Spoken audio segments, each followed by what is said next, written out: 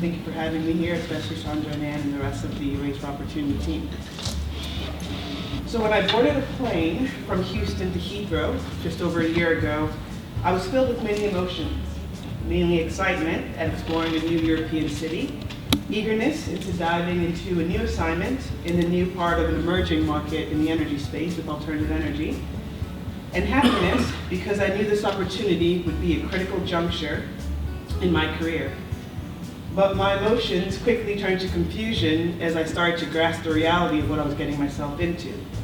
Realizing that I had to quickly become a subject matter expert in an area of the business I knew absolutely nothing about, and also nervousness in leaving my family and the support network that I had in the US that I'd become so accustomed to. But I realized that change can be a good thing, and I had to find a way to embrace it. So after 2 months in being in the role, I had an opportunity to become a part of the mentoring circles. I saw firsthand the transition of some of my peers who were a bit quiet and reserved actually become leaders in the discussions of our different sessions and share their stories around what they learned. Some dealing with the challenge of a manager who is suffering from unconscious bias, and others who are learning how to communicate very difficult messages, especially in the case of communicating the loss of jobs due to a new business direction to subordinates, but not only subordinates, but people that were also their friends, and how best to communicate that challenging message. We would take turns talking about the different approaches that we potentially would take, but more importantly, we would ask our peer questions to ensure that they found what was the right solution for them. We would then go back and forth and provide kind of constructive feedback on the different approaches and why we chose the things that we chose to say in terms of how we wanted to execute it.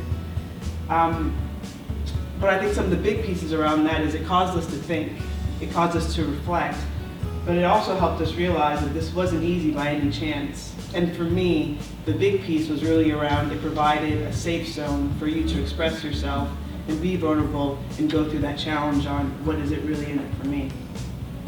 And while I know I've been asked to speak about the mentee's journey in this piece, the experience for me really was more around the transition from a mentee to a mentor. We started off with one mentor in John, but I saw a number of my peers actually transition to more of a mentor capacity. And at the end of it, I left with actually a few people that I consider to be more of a mentor to me than my peers and mentee. There's something very rewarding in not only being the recipient of guidance, but to give guidance to help someone along their journey. And we all in this room have that opportunity to deliver that experience. We celebrated our wins, from promotions to successful completion of projects, and actually the realization of one of our peers who realized they didn't like the job that they were doing at all, and were now going to find the courage to actually take a step out and do something about it. And that in itself was a big success for us to witness. While I thought what I really wanted was simply a network, I left with more than that. I left with a higher level of confidence, and while anxious about the transition, I realized that I needed to own the opportunity that my company had just given me. I had to understand where my gaps were and be humble and reflective of that, and build a support network not only internally at work, but also externally to make sure that I had the help I needed along this journey for the next couple of years. I realized, more importantly, that I needed not to undermine my value. I also saw what I thought were the 3 important things around the mentoring circles and trades change over the course of that 6 to 8 months. For me, mentoring now became about commitment, about vulnerability, and trust. So as I reflect on the 3 things and think about how can we really put it into action, and some words of advice, I guess, around commitment, I would say there are probably 2. And I think it's important for you to ask yourself, why are you doing this? Write it down and keep it handy. The reason why I say that is that there'll be times where you can't make the commitment.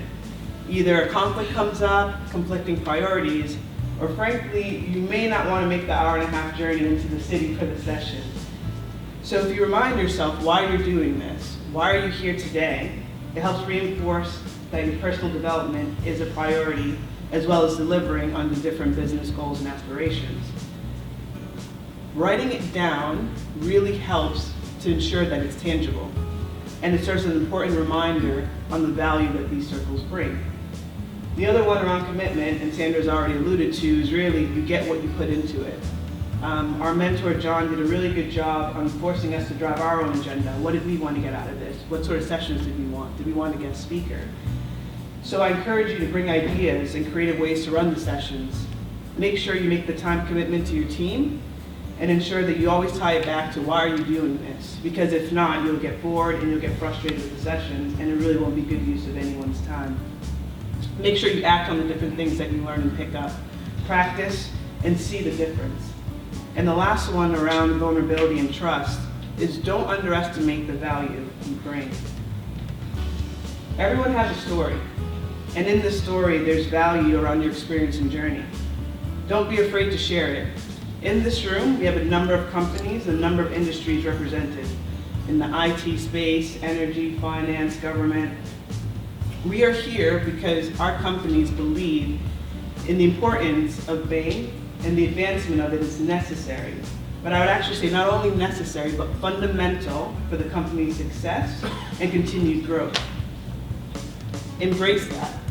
Embrace that opportunity. And further, not only do they think it's important, they believe that we can all actually play an active role. In a way, being a catalyst for change in the progression of BAME in the respective industries. So I hope you enjoy your experience. I hope these few words help to enlighten you and bring some fun to these sessions. But I thoroughly enjoyed it, and I hope you guys make the most of the experience. Thanks for your time.